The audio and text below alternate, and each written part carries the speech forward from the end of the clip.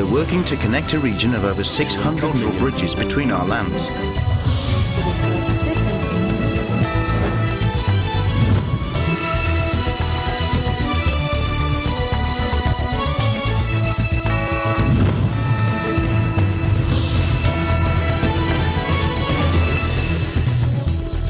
Hello and welcome to ASEAN in Focus. I'm Maricar Velasco delivering to you the latest news in and around the ASEAN region.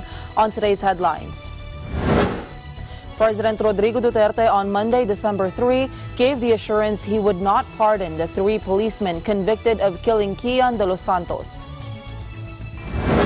Cambodia loses thousands of cubic meters of timber through illegal activities, and now the government is looking to amend its laws to better protect the prized natural resource. And Microsoft has pledged to provide 15,000 university students with internship opportunities, deliver digital skills training to 2.2 million small and medium enterprise employees, and to hire 8,500 digital workers by 2020 across ASEAN.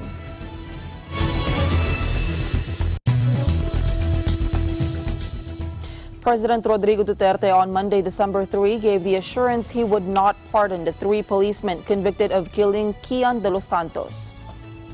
According to Duterte, he would only come to the defense of policemen who may be considered to have committed criminal acts, but in the performance of their duties. On November 29, the Caloocan City Regional Trial Court Branch 125 sentenced PO3 Arnel Oares, PO1 Jeremias Pereda, and PO1 Jerwin Cruz to reclusión perpetua for the murder of De Los Santos. They were, however, cleared of the planting of evidence cases filed against them. The police had argued De Los Santos, then 17 years old, was killed by operatives who had to defend themselves after the boys shot at them during an anti-drug operation.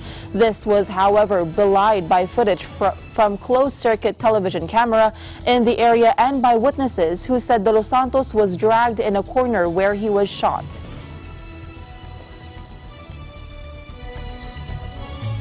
President Rodrigo Duterte backed the arrest of former Bayan Muna Rep. Sattar Ocampo, Representative Franz Castro, and several others, saying the police did the right thing. According to the president, they might have been motivated by all of the good intentions in the world.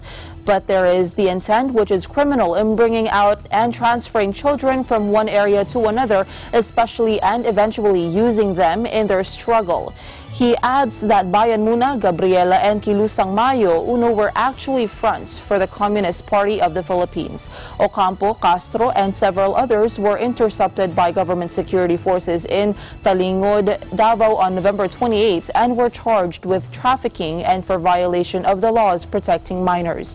But Ocampo's group insisted they were merely rescuing minors who had been affected by the closure of a community center by a paramilitary group at that time. Groppler Holdings President Ressa posted a 60,000 peso bail on Monday, December 3, 2018, before the Pasig Regional Trial Court for the tax evasion cases pending in that court. Ressa claimed that the charges against her and Groppler Holdings Corporation were a clear case of harassment.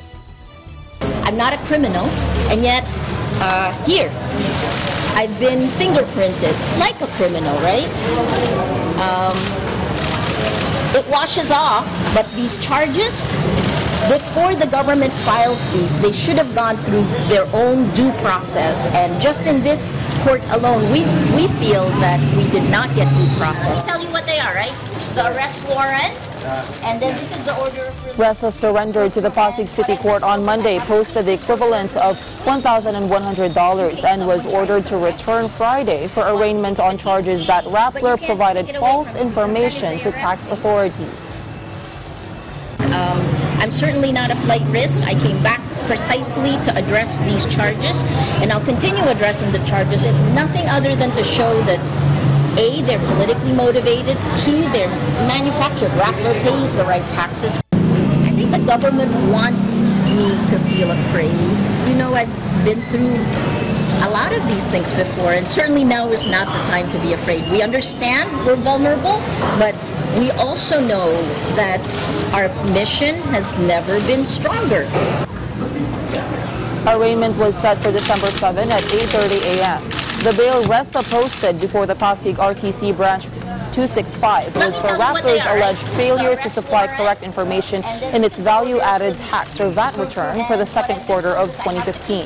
The case was filed by the Department of Justice, which accused Groppler Holdings Corporation of earning taxable income worth over 2 million pesos for the second quarter of 2015, which allegedly resulted in a deficiency value-added tax in the amount of 294,258.58 pesos, exclusive of surcharge and interest, to the damage and prejudice of the government. This is just one of the 5 tax evasion cases filed by the DOJ. The 4 other cases are filed with the Court of Tax Appeals. And what I've been told is I have to... Malacanang on Monday said Groppler Chief Executive Officer Maria Ressa is entitled to legal remedies amid an arrest warrant issued against her over multiple tax evasion cases. Presidential spokesperson Salvador Panello made this remark after Ressa on Sunday confirmed that an arrest warrant has been issued against her and that she is ready to post bail. Branch. If the judiciary finds probable cause for an information filed, then we have to respect the law on the matter. Ms. Ressa has or is entitled to legal remedies under the law, and she has her lawyers, so... To give it to you? But you can't... Panello also denied that the cases filed against Ressa are acts of persecution by the executive department, but simply due to tax evasion. Oh, definitely not. How can they be prosecuted? It's a question of tax evasion. You violate tax laws and then you will be prosecuted. If you have a justifiable reason for so doing, or you will introduce evidence to show that it's not true, then you will be acquitted. Everyone is entitled to the presumption of innocence, and that includes everybody, including Ms. Ressa. The stand of Malacanang is always, you violate the law, and you will have to account for it. That has been the policy, and will always be the policy of the Duterte administration. The Public Attorney's Office on Monday formally asked state prosecutors to include 2 government doctors in criminal charges against those to be held liable over the multi-billion peso Dengvaxia vaccine fiasco. In a 15-page motion filed before the Department of Justice, or DOJ, the complainants in the pending cases asked prosecutors to include Dr. Raimundo W. Lo and Dr. Sonia B. Gonzalez of the Philippine Children's Medical Center as among those liable for the incident which resulted in the deaths of a number of children. Ito pong dokumentong ito, hinahanap namin. Kasi bago magka-purchase order ang anumang bibili ng sangay ng gobyerno, dapat may purchase request muna.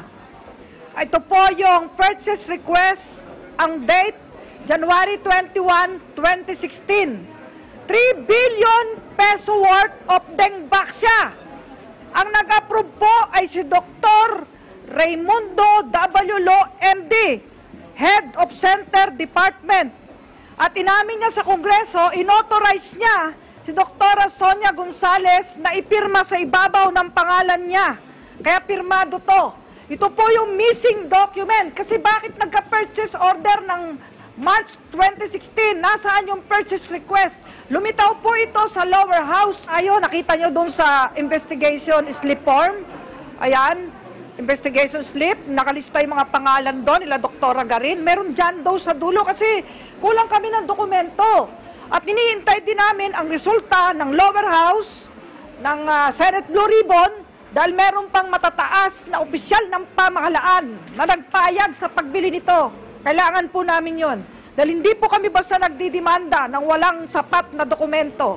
Nagtatago si Secretary Duque sa Data Privacy Act, pero nasusulat po sa Data Privacy Act, abay, pag po kayang hinahabol at kalusugan, pwede pong ilabas yung mga record na yan para ang buong pamayanan magtulong-tulong.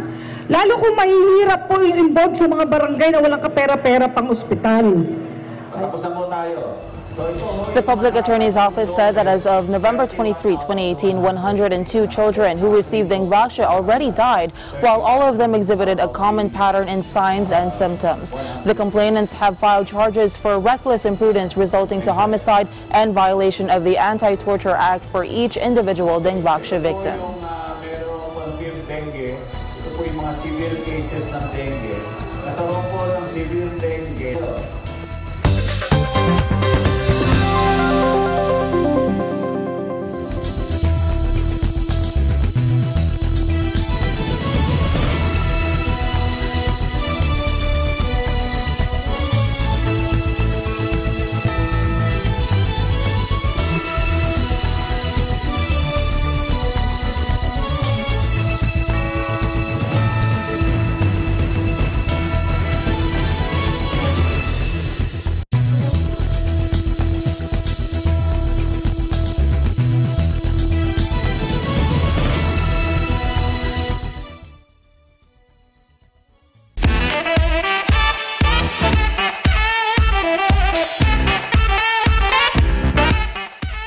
Hi guys, I'm Ariel. And I'm Kenneth. And we're your new hosts for The Break Room. So please watch us every Monday at 7:30 to 8 in the evening. We are one with 25. Landmarks, Linggo, alas 6 hanggang alas 7 ng gabi.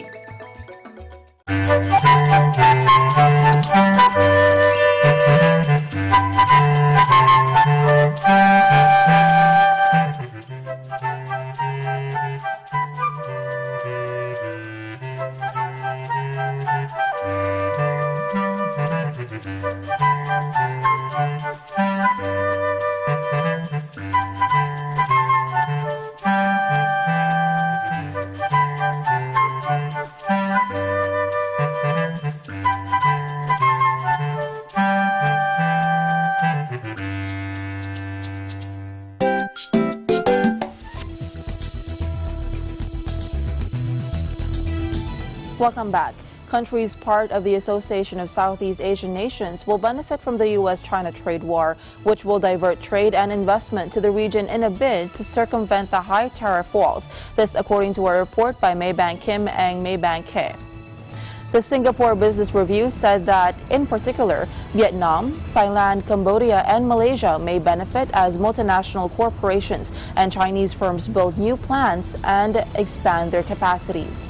Vietnam appears to be capturing the lion's share of the shifting supply chains and is often cited as a mini China and production alternative to China. This according to Maybank He's analysts. Newly registered manufacturing foreign direct investment climbed 19% in the first 10 months of 2018, the report revealed. In Thailand, net FDI in H1 reached $6.9 billion, or 86% of the amount seen in 2017. Even the Philippines, which is not widely perceived as a manufacturing base, saw healthy manufacturing FDI growth in the first 8 months of 2018. Meanwhile, the push for greater free trade pacts such as the Comprehensive and Progressive Agreement for Trans-Pacific Partnership may give some ASEAN countries an advantage, namely Vietnam, Malaysia, Singapore, and Brunei, to attract FDI and benefit from shifts in the supply chain. The TPP-11 is a free trade agreement between Australia, Brunei, Canada, Chile, Japan, Malaysia, Mexico, New Zealand, Peru, Singapore, and Vietnam, and is expected to go into force in mid-January 2019. Likewise, the report noted how the China-led Regional Comprehensive Economic Agreement is still under negotiation, which also supports the supply chain shift towards ASEAN.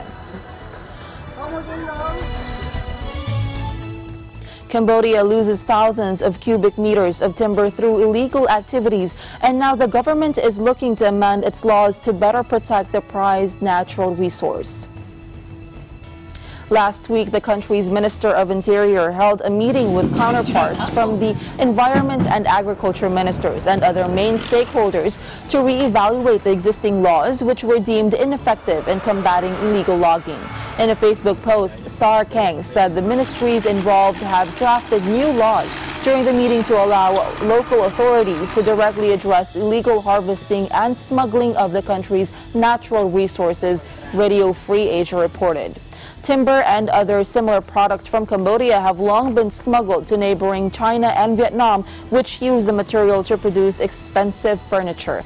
Cambodia loses around 300,000 cubic meters of timber every year, including endangered rosewood, which is smuggled to Vietnam with the help of corrupt local authorities, according to UK-based Environmental Investigation Agency.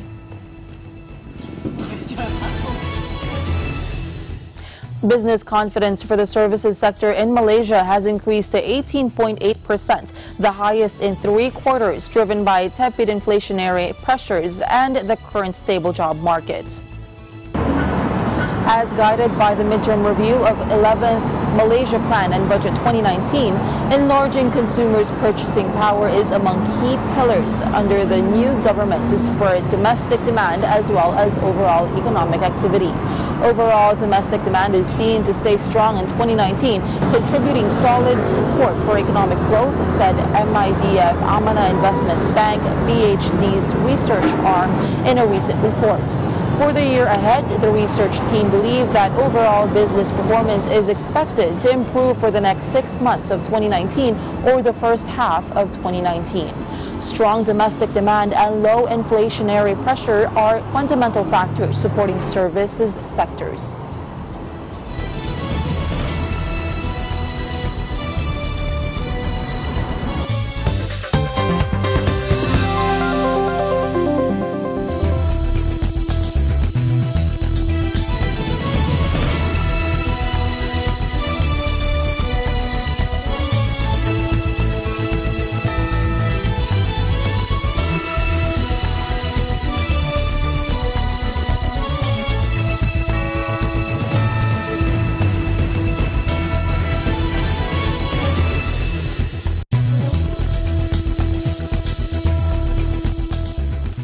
Iba't ibang di pangkaraniwang pangyayari ang nagaganap sa ating komunidad sa buong bansa at magiging sa iba't ibang panig ng daigdig.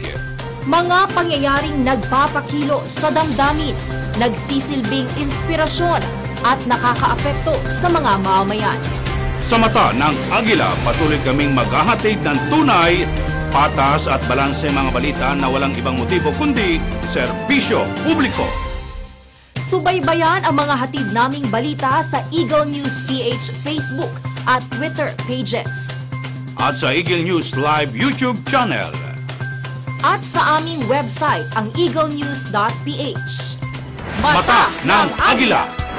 Lunes hanggang Biyernes, alas 6 hanggang alas 7:30 ng gabi. Landmarks, Linggo, alas 6 hanggang alas 7 ng gabi.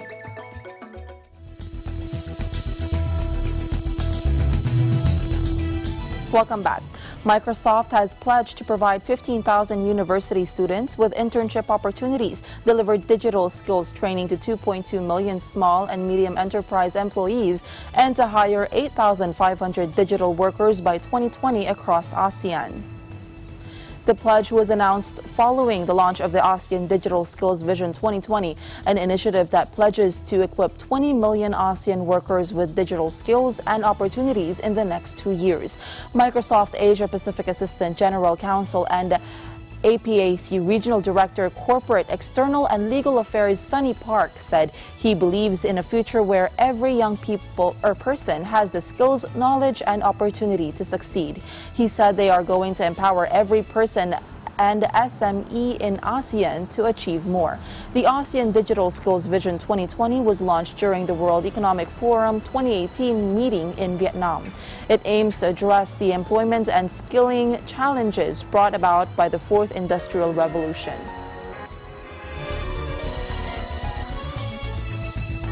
Vietnam put themselves in a strong position to reach their first AFF Suzuki Cup final in a decade with a 2-1 away win in the first leg of their semi-final against the Philippines on Sunday. Nguyen An Duc headed the visitors into the lead after 12 minutes at Panello Stadium, but Patrick Reichelt restored parity with a close-range volley on the same stroke of half-time.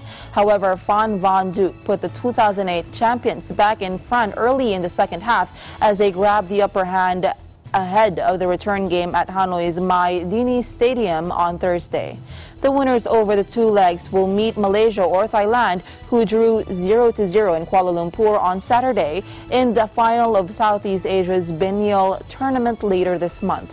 Vietnam grabbed the early initiative in Bacolod when Doan Van Hou's lofted ball caught out the ASCO's defense, with An Duc looping a headed over goalkeeper Michael Falksgaard and into the net. Van Duc and Nguyen Quang Hai both came close to extending the lead for the visitors, but the Filipinos got back on level terms in the first half stoppage time. Following an exchange of passes on the left flank, Phil Younghusband sent an accurate cross for Rachel to volley home from close range. The hosts deserved their equalizer, but they were caught cold again at the start of the second half as Nguyen Trong Huang chipped the ball over the top of the defense for Van Duc to beat the offside trap and slot easily past Falksgaard. It could have got worse for the Filipinos as Adam Reed's deflection forced a fine reflex save from Falksgaard. The Philippines goalkeeper then made good stops to keep out a pair of efforts by substitute Ha Duc Chin, while Nguyen Kong Fong shot wide after a great run through the home defense.